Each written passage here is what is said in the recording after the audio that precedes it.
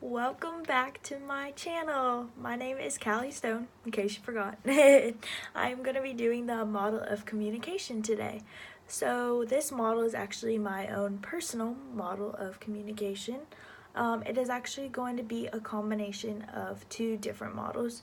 So it's going to be the sender and receiver model and kind of a combination of the interactive model.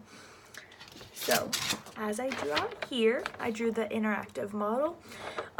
It's still a combination of both. I just thought it was a little more on the interactive side, so I kind of drew it that way. So, we start off with the sender. So, in a model of communication, everything ends up going from the start back to the start.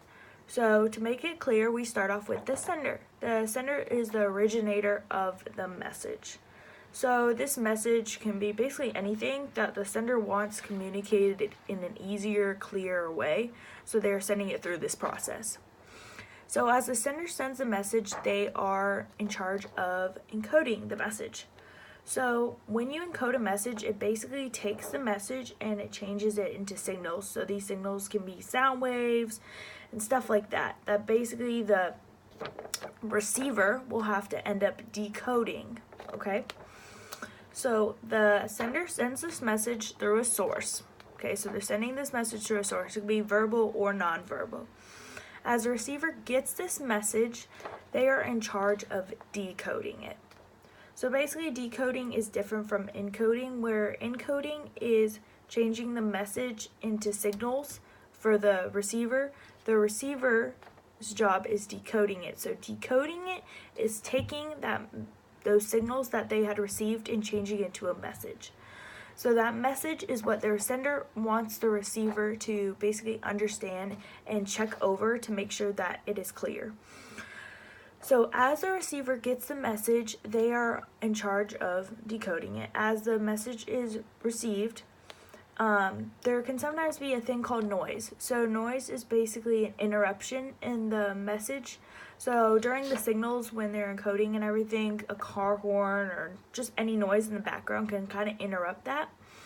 So the receiver's job is in charge of providing feedback. So as they're providing feedback to the sender, they are in charge of basically taking out that noise or providing feedback on during this part of the message I did not understand because I heard this. This is the job of the receiver to kind of help the sender out in the process to understand the message clear. So as the feedback is received and decoded, it is sent back to the sender. So we're back at the start. As the receiver has sent it off to the sender again, we then get the full process of the message. So this can either be really clear or really unclear depending on how the message's noise went. So if there was a bunch of noise in the message, the sender is kind of going to get a lot of feedback back about the message saying it's unclear. And if it's not, then it comes out perfect. So they got the feedback that they needed and all the information is clear. And that is my model of the communication process. I hope you guys understood. I hope it was made pretty clear by the combination of these two. Thank you very much.